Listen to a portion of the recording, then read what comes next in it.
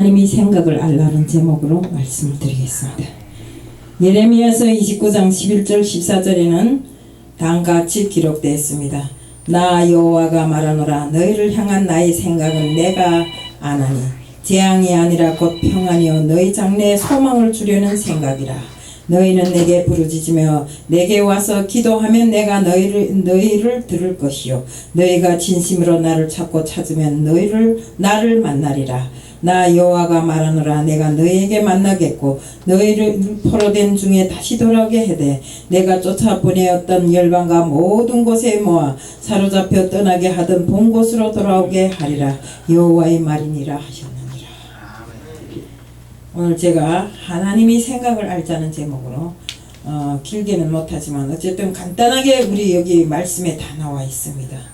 우리 하나님께서는 우리들에게 우선은 먼저 평안 주시기를 원하고 우리가 하나님께 기도함으로써 하나님이 우리 기도를 들어주시고 우리가 소원하는 모든 것을 이루어 주시겠다고 약속하시는 부분입니다. 우리나라에 거의 60년을 살아온 듀퐁이라는 이 프랑스 사람이 있었습니다. 근데 그가 말하기를 한국은 세상에서 가장 빠르게 발전한 역사를 가진 나라인데 한국 사람들은 왜서인지 기쁨을 모르고 산다고 합니다. 행복하지를 않다고 한다. 만나는 사람마다 물어보면 아이 우리는 그닥 행복한 게 없다고 이렇게 말합니다. 정말 아무것도 없어서 정말 풀뿌리로 밥을 먹고도 그 나무 잎으로 앞뒤를 가리고도 정말 기쁨에 들떠 사는 나라가 바로 방글라데시라고 합니다. 방글라데시는 정말 이 기쁨을 가지고 살기 때문에 사람들이 그렇게 마음이 정서가 좋다고 합니다. 근데 우리 한국 사람들은 그렇지를 못합니다. 현대인들의 문제는 육적인 삶은 충족하고 있으나 정신적인 삶이 충족하지 못하기 때문에 바라는 것이 너무 많다 이겁니다. 내가 생각하는 것을 이루지 못하면 그때부터는 막 스트레스 받고 내가 저 사람보다 더 못한데 내가 저 사람을 이기려면 어떻게 해야 되겠는가 이런 생각만 하고 있는 것입니다. 너무나 많은 욕심을 가지고 있고 너무나 많은 것을 생각하고 있고 남보다 더 많이 가지기를 원하는 이런 사람들이 모여 사는 곳이 바로 한국이라고 합니다. 네. 그렇기 때문에 조그만 난관 앞에서도 주저앉고 또 내가 남보다 못한 것 같고 내가 이루려고 하는 그 모든 것들이 이루어지지 않으면 스스로 목숨을 끊는 말하자면 세계 자살률 1위 나라가 바로 대한민국입니다. 이렇게 사람들이 정서 상태가 불안하고 정말 스트레스를 많이 받는 나라가 바로 이 나라입니다. 근데 우리나라 이 대한민국 보면 제가 저쪽에서 오기는 했지만 너무 잘 사는 나라입니다. 어디가 정말 쓰레기통 주워 먹어도 그 나라보다 훨씬 낫습니다. 그런데 이런 나라가 왜 행복하지 못할까요? 왜 자꾸만 더 많은 것을 가지려고 노력할까요? 서로 사랑이 없고 더군다나 우리가 믿는 사람들이 마음에 하나님으로 가득 차야 되는데 그 마음에 이득이 가득 찼기 개인 이익이 가득 찼기 때문에 이러고 있는 것입니다. 우리 요즘도 제가 많이 생각하고 많이 느끼는 거지만 우리가 하나님 일을 한다고 하면서 진실로 하나님 일을 하는 사람들이 많지를 않아요. 정말로 우리가 진심으로 하나님 일을 하기 위해서 목숨 바치고 이렇게 해야 되는데 그렇게 하지를 못하고 하나님을 빙자해서 자기 개인의 이득을 취하려고 하는 사람들이 너무나 많아요. 지금 우리 여기도 혹시나 있지 않는지 다 나부터 시작해서 다 생각해 봐야 돼요. 우리가 힘들고 어려울 때 하나님을 생각하면 힘이 나잖아요. 그런데 그 하나님이 바로 우리에게 평안 주기를 원하는데 우리는 그 평안을 받아들일 생각을 안 하고 오로지 내 마음에는 욕심과 모든 것이 정말 악만이 들어차가지고 내 자신의 이득을 위해서는 서슴없이 아무 짓이나 하더라. 우리 하나님께서는 우리들에게 주시고자 하는 것이 바로 평안입니다. 예레미야서 29장 11절에 보면 여호와의 말씀이니라. 너희를 향한 나의 생각은 내가 아나니 평안이요 재앙이 아니니라. 하나님 바로 우리들에게 평안을 주기를 원하십니다. 그런데 하나님께서 바로 예레미야를 통해서 하나님의 뜻을 우리에게 전달했어요. 근데 우리가 사실 하나님이 주신 그 평안과 축복을 우리가 받아들일 만한 마음이 그릇들을 준비해 놓고 있는가? 그렇지를 못하다 이겁니다. 우리는 진정한 복을 받기 위해서는 마음의 그릇부터 준비를 해야 됩니다. 주님이 마음이 평안이라면 우리가 그 평안을 받아들이기 위해서 내 마음부터 평안한 마음을 가져야 됩니다.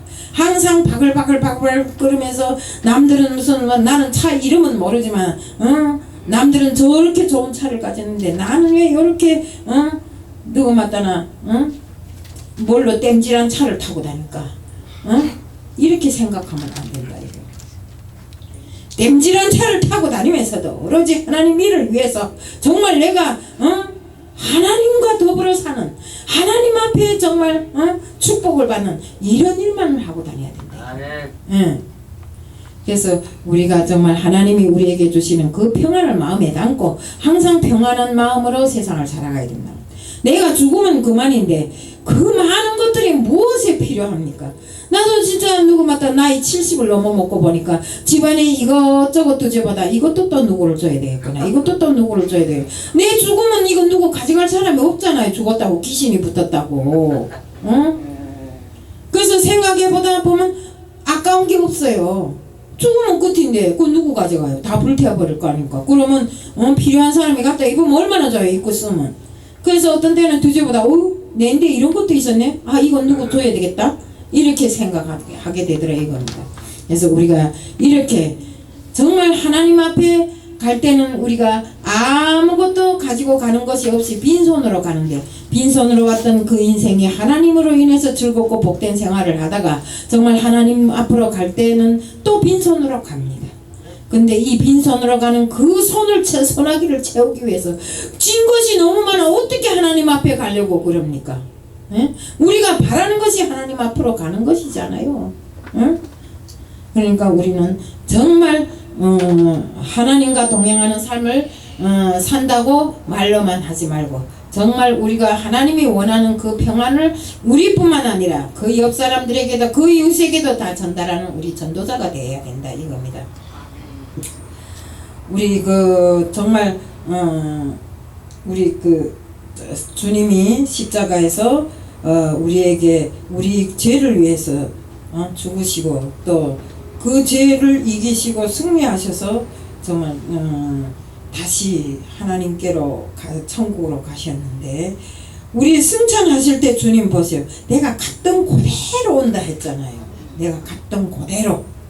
그러면 가실 때 그대로 온다고 했는데 우리는 뭐 말도 많아요. 뭐 어떻게 밤에 가마에 온다는지 뭐 낮에 가마에 온다는지 구름 타고 온다는지 무슨 백마를 타고 온다는지 저저마다 말들이 많지만 우리는 주님께서 이 땅에 오셔서 우리를 위해서 죽으신 그 사랑의 축복을 알아야 되는 것입니다. 그 사랑의 축복을 내 마음에 담아갖고 항상 주님이 날 위해서 십자가를 지셨으니 나도 주님이 지셨던 그 십자가를 함께 지고 고난도 어려움도 주님과 함께 넘을 수 있는 이런 마음의 준비를 가져야 되고, 어려움이 있을 때마다 항상 무릎 꿇고 주님 앞에 기도하는 우리들 모두가 되어야 되는 것입니다.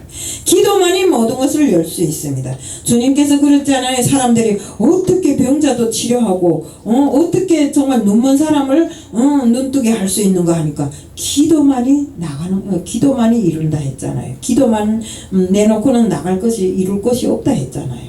그러니까 주님도 기도했잖아요. 항상 보면 새벽 미명에 주님께서는 기도하셨고 항상 기도한다는 소리가 주님에게는 따라다녔어요. 그런데 주님도 그렇게 기도하셨는데 우리는 뭘 하고 있는가? 정말 하나님과 우리와의 사이에 주님을 내놓고는 우리가 하나님과의 만남을 이룰 수가 없습니다. 그렇기 때문에 우리는 정말 주님 앞에 항상 기도하고 주님이 우리에게 주신 그 십자가의 사랑을 잊지 말고 살아야 되는 것입니다. 우리 진정한 소망을 오직 주님께 두고 주님을 위해서 모든 것을 다하는 우리들이 되어야 되는 것입니다. 요한복음 14장 6절에는 예수께서 이르시되 내가 곧 진리요 생명이니 나로 말미암지 않고는 아버지께로 올 자가 없느니라. 그렇잖아요. 응? 주님께서 진리고 생명이니 그 생명으로 인해서 하나님과 우리와의 연결이 된다 이겁니다. 때문에 우리 죄를 사해 주시고 정말 영적인 생명을 주셔서 빛이 나라에 들어가게 하시기 위해서 그 소망을 우리들에게 주신 것입니다. 그래서 세상에 아무리 어둡고 타락한 세상이라 할지라도 주님을 만난 우리 그리스도인들은 주님과 동행하는 길이 열리면 모든 것이 다 해결되는 것입니다. 그렇기 때문에 우리는 주님과 만나기를 원하고 주님 앞에 항상 기도하는 삶을 살아야 되는 것입니다. 우리는 그 기도를 통해서 주님과 만나기를 원해야 됩니다. 예레미야서 29장 12절 13절에 보면 너희가 부르짖으며 내게 와서 기도하면 내가 너희들의 기도를 들을 것이요 너희가 온 마음으로 나를 구하면 나를 찾을 것이요 나를 만나리라. 인격을 가진 자의 최고의 행복과 기쁨은 서로 교제하는 데가 있습니다. 교제도 안 하고 집에 꾹 들어박혀서 맨날 앉아 생각하는 건 내가 누구보다 어떻게 하면 더 잘 살겠는가, 내가 어떻게 하면 누구 주머니에 있는 걸 더 많이 털어낼 것인가, 이런 생각만 하지 말고 세상에 나와서 서로 교제하면서 서로 나누면서 서로 기쁨을 주면서 또 그로 인해서 기쁨을 받으면서 이렇게 살아가는 우리들 모두가 되어야 되는 것입니다. 우리 정말 하나님과 정말 만남을 위해서 우리가 항상 기도해야 되고, 정말 우리는 언제 어디서나 주님께서 우리에게 주신 말씀이 무엇인가, 뜻이 무엇인가를 알고 주님이 뜻대로 이루어 나가는 우리들 모두가 되어야 되는 것입니다. 우리 헬렌 켈러 여사는 어릴 때 열병으로 앞을 보지 못하고 듣지도 못하고 말을 못하는 3가지 삼중장애를 가지고 있었어요. 그런데 설리반이라는 가정교사를 통해서 복음이 받아들였고 기도하던 중에 진실로 주님을 만났어요. 그녀는 세계적인 사업가가 되어서 장애인들에게 꿈과 희망을 심어주었습니다. 결국 기도를 통해서 그는 자기 악기를 개척했고 그로 인해서 자기뿐만 아니라 많은 장애인들에게 희망과 꿈을 심어주었다 이겁니다. 그러니까 우리가 기도라는 게 얼마나 중요한가 하는 것을 정말 다시 한번 생각하지 않을 수 없습니다. 그렇기 때문에 정말 우리가 하나님이 생각을 온전히 알고 하나님과 동행하는 이런 삶을 살자는 것을 말씀드리면서 길게 하면 또 안 되기 때문에 이만 끝이려고 합니다. 사랑의 하나님 아버지 감사합니다. 하나님의 생각을 알라는 제목으로 말씀을 전했습니다. 하나님의 생각이 무엇인지를 저희들 안다고는 하지만 정말 행함을 통해서 그것을 실천하지 못했습니다. 우리에게 평안을 주시고 우리에게 기도를 들으시고 우리 기도에 응답을 주시는 하나님 아버지, 늘상 하나님 아버지께서는 우리들에게 찬양 들으시기를 원하고 우리들이 마음을 전달받기를 원하는데 우리들은 그것마저도 제대로 하지를 못하고 있습니다. 하나님 아버지, 저희들이 이 시간을 통해서 정말 하나님 아버지의 마음과 뜻을 제대로 알고 정말 하나님과 동행하는 삶, 하나님과 통하는 삶, 하나님께 찬양 드리는 이런 삶을 살 수 있게끔 해 주시옵소서. 오늘 이 시간도 모든 것 다 주님 앞에 맡겨오매 예수 그리스도 이름 받들어 감사하며 기도드리옵나이다.